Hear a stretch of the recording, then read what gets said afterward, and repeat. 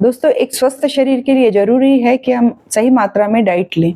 लेकिन ये डाइट के डाइजेशन के लिए हमारा जो डाइजेस्टिव सिस्टम है, उसमें बहुत इम्पोर्टेंट जो पार्ट है वो है अतड़ियाँ, इंटेस्टाइन। जो ये अतड़ियाँ हैं, ये 2 प्रकार की होती हैं, एक स्मॉल इंटेस्टाइन और एक लार्ज इंटेस्टाइन। जो स्मॉल इंटेस्टाइन रहती है वो 6 से 7 मीटर लंबी रहती है और जो लार्ज इंटेस्टाइन रहती है वो 1.5 मीटर लंबी रहती है। हम देख रहे हैं कि हमारे एब्डोमिनल रीजन, जो पेट का जो एरिया है, बहुत छोटा एरिया है, लेकिन अब इसमें सोचो कि 30 से लेकर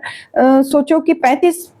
जो फिट की लंबाई की जो एक नली के समान रचना है, जो कि अतड़ियाँ कहला रही हैं, ये फिट रहती हैं और इनका हमारे डाइजेशन पे बहुत इंपॉर्टेंट रोल है। क्यों रोल है? क्योंकि जितने भी अपन भोजन खा रहे पी रहे हैं वो सेमी सॉलिड के रूप में रहता है। दांतों के थ्रू जितने भी जो भोजन को अपन ने काटे तो उसमें पूर्ण रूप से वो कट नहीं पाता और सेमी सॉलिड रूप में वो इंटेस्टाइन तक के जाता है स्टमक से होते हुए। जो जब वो जैसे ही इंटेस्टाइन में जाता है तो वहाँ बहुत अधिक मात्रा में गैस्ट्रिक जूस का सिक्रीशन होता है, यानी जो स्मॉल इंटेस्टाइन रहती है वो गैस्ट्रिक जूस का सिक्रीशन करती है, कुछ एंजाइम्स का सिक्रीशन करती है और डाइजेस्टिव सिस्टम के अदर हम देख रहे हैं एंजाइम्स है या जो रस है, गैस्ट्रिक जूस है, वो सब स्मॉल इंटेस्टाइन में आके ओपन हो रहा है और वो जो भोजन जो भी अपन सेमी सॉलिड रूप में अपन ने जो डाइट लिए हैं उसको तरल रूप में तोड़ने का काम स्मॉल इंटेस्टाइन करती है और वो तरल रूप में जब बदल जाता है तब इसको एब्जॉर्ब करने का काम भी स्मॉल इंटेस्टाइन करती है, यानी उसको अवशोषित करने का काम भी स्मॉल इंटेस्टाइन करती है। स्मॉल इंटेस्टाइन की दीवारों में बहुत छोटे छोटे से उभार के समान रचनाएं पाई जाती हैं जिनको विली कहते हैं और ये विली रहती हैं जो कि हमारे जो डाइट में पाए जाने वाले कार्बोहाइड्रेट है, फैट है, प्रोटीन है, इन सब के अवशोषण में सहायक होती हैं। यानी अब हमारे इंटेस्टाइन जो है बहुत इंपॉर्टेंट रोल प्ले कर रही है हमारे डाइजेस्टिव सिस्टम में। इसके अलावा जो लार्ज इंटेस्टाइन है ये अपने पानी का अवशोषण करती है, सॉल्ट का अवशोषण करती है। यानी अगर अपन इंटेस्टाइन का फंक्शन देखें तो कितना इंपॉर्टेंट है पूरे डाइजेस्टिव सिस्टम पे। इसलिए इंपॉर्टेंट है क्योंकि इंटेस्टाइन के थ्रू ही तो सारे पोषक तत्वों का एब्जॉर्प्शन हो रहा है और जब ये अवशोषित होंगे और ब्लड के थ्रू पूरी बॉडी को सर्कुलेट होंगे तो पूरे सिस्टम उससे हेल्दी रहेंगे। यानी हमारी बॉडी में बहुत सारे सिस्टम एक साथ वर्क कर रहे हैं। ब्रेन अपना अलग काम कर रहा है, किडनी अपना अलग काम कर रही है, हार्ट अपना अलग काम कर रहा है, लेकिन सारे सिस्टम को ब्लड सप्लाई जो न्यूट्रिएंट्स के थ्रू हो रही है वो इंटेस्टाइन के एब्जॉर्प्शन के ही कारण हो रही है। अगर ये इंटेस्टाइन अपना जो भी पोषक तत्वों का अवशोषण करना कम कर दे या बंद कर दे या इसमें किसी प्रकार का ऑब्स्ट्रक्शन आ जाए तो जिसके कारण हमारे सारे सिस्टम है वो कम काम करेंगे या अनहेल्दी रहेंगे। तो दोस्तों, ऐसा कोई विटामिन है कि जिसको अगर अपन अपनी डाइट में कम शामिल करें या ना खाएं तो ये इंटेस्टाइन के फंक्शन पे इफेक्ट पड़े? जी हाँ, एक विटामिन ऐसा है कि अगर अपनी डाइट में वो कम रहे तो देखेंगे हम कि हमारे इंटेस्टाइन है वो अपना प्रॉपर फंक्शन कम करने लग गई है, सही मात्रा में फंक्शन नहीं कर रही है, जिसके कारण हमारे सारे सिस्टम प्रभावित हो रहे हैं और सारे सिस्टम प्रभावित हो रहे हैं तो वो जो मनुष्य में बहुत सारे लक्षण नजर आ रहे हैं, यानी पूरे सिस्टम से रिलेटेड सिम्टम्स नजर आएंगे। तो ये विटामिन क्या है और इसकी कैसे पूर्ति की जा सकती है और इसके क्या क्या जो अपने को लक्षण नजर आते हैं, ये आज की वीडियो में मैं आपको बताऊंगी। Hello everyone, welcome to my channel. दोस्तों, यदि आप मेरे चैनल पे नए हैं या अभी तक सब्सक्राइब नहीं करे हैं तो इसे जरूर सब्सक्राइब कीजिए और बेल आइकॉन में ऑल के ऑप्शन को जरूर प्रेस कीजिए ताकि आने वाले जितने मेरे वीडियो हैं उनके नोटिफिकेशन आप तक के पहुंच सके।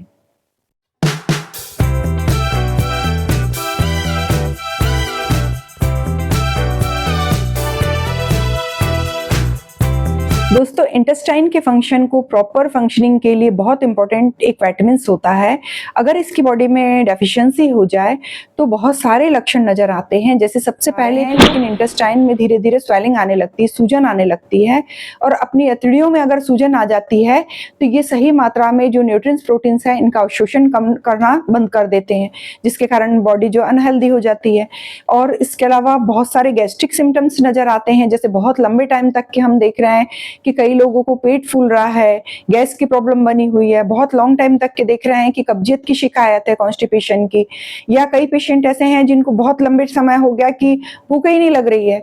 बहुत समय तक के कई पेशेंट ऐसे हैं जिनको जी मचल रहा है, कई पेशेंट ऐसे हैं जिनको बार-बार डायरिया की कंडीशन बनी हुई है।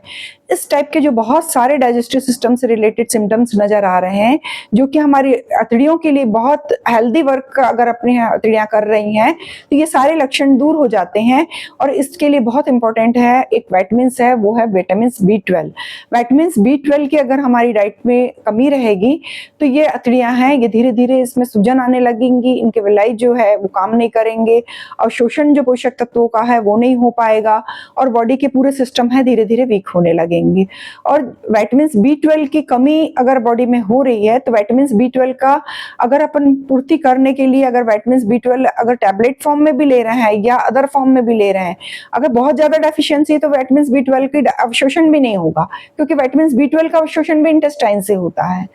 इसीलिए समय पे अगर इसकी जांच हो जा रही है तो ये पता चल जाता है कि कितनी मात्रा में इसकी कमी है। लेकिन अगर ये लंबे टाइम तक की बनी हुई है और ज्यादा मात्रा में इसकी डेफिशिएंसी है,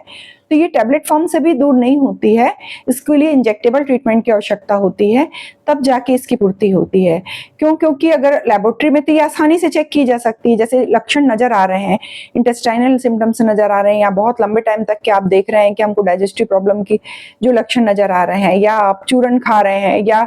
अदर जो भी चीजें लैक्सेटिव के रूप में ले रहे हैं कि कॉन्स्टिपेशन बना या भूख के लिए ले रहे हैं, टेम्परेरी रिलीफ मिल रहा है लेकिन परमानेंट रिलीफ नहीं मिल रहा। अगर आप ब्लड टेस्ट करवाएंगे तो पता चलेगा कि आपकी बॉडी में कितनी विटामिन B12 की डेफिशिएंसी है। अगर स्टार्टिंग कंडीशन है या कम मात्रा में है तो इसको नेचुरली भी अपन खान पान से दूर किया जा सकता है, जो कि बहुत आसानी से दूर हो सकती है। लेकिन अगर बहुत सीवियर कंडीशन है तब फिर इंजेक्टेबल ट्रीटमेंट की आवश्यकता पड़ती है। दोस्तों, क्योंकि विटामिन B12 के जो अवशोषण होना है उसके लिए भी बहुत जरूरी है विटामिन B12 का होना। लेकिन अगर इंजेक्टेबल दे रहे हैं तो वो ब्लड के थ्रू डायरेक्ट मिक्स हो रहा है और जल्दी इसकी पूर्ति हो रही है। लेकिन अगर इंटेस्टाइन में स्वेलिंग आ गई है, लंबे टाइम तक की वो नहीं खाए हैं अपन ने, और उसको टैबलेट फॉर्म में अगर अपन दे रहे हैं तो उसका भी एब्जॉर्प्शन नहीं हो पाएगा। इसलिए अगर समय पे जल्दी अगर उसका ट्रीटमेंट चालू कर दें और नेचुरल ढंग से अगर आप इसकी पूर्ति करना चाहते हैं तो इसके लिए डेयरी प्रोडक्ट्स का यूज किया जा सकता है, जैसे दूध है, दही है, छाछ है